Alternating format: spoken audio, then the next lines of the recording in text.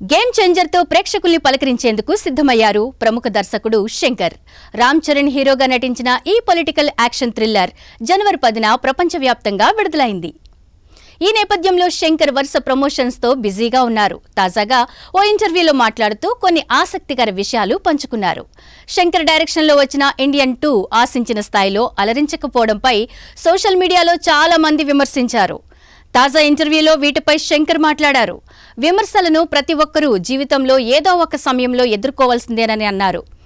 వాటి నుంచి ఎవరూ తప్పించుకోలేరని, ఎవరైనా దేనినైనా విమర్శించొచ్చని, అయితే వాటి నుంచి మనం ఏం నేర్చుకున్నామనేది ముఖ్యమని, ఆ విమర్శల్ని సవాలుగా తీసుకుని తర్వాత ప్రాజెక్టును మెరుగు చేసుకోవాలన్నారు. ప్రస్తుతం గేమ్ చేంజర్ తో బిజీగా ఉన్నానని, ఈ సినిమా రిలీజ్ అయిన తర్వాత భారతీయుడు 3 పనులు ప్రారంభిస్తానని చెప్పుకొచ్చారు. ఇక తాను భవిష్యత్తులో బయోపిక్ అంటూ తీస్తే రజనీకాంత్ జీవిత చరిత్రనే తెరకెక్కిస్తానని శంకర్ స్పష్టం చేశారు. రజనీకాంత్ గొప్ప వ్యక్తని, ఈ విషయం అందరికీ తెలుసన్నారు. అయితే ప్రస్తుతానికి బయోపిక్ ను తెరకెక్కించాలనే ఆలోచన లేదని, ఒకవేళ భవిష్యత్తులో ఆ ఆలోచన వస్తే రజనీకాంత్ బయోపిక్ నే తీస్తానన్నారు శంకర్. శంకర్ కామెంట్స్ సినీ ప్రియుల్లో ఆసక్తిని కలిగిస్తున్నాయి.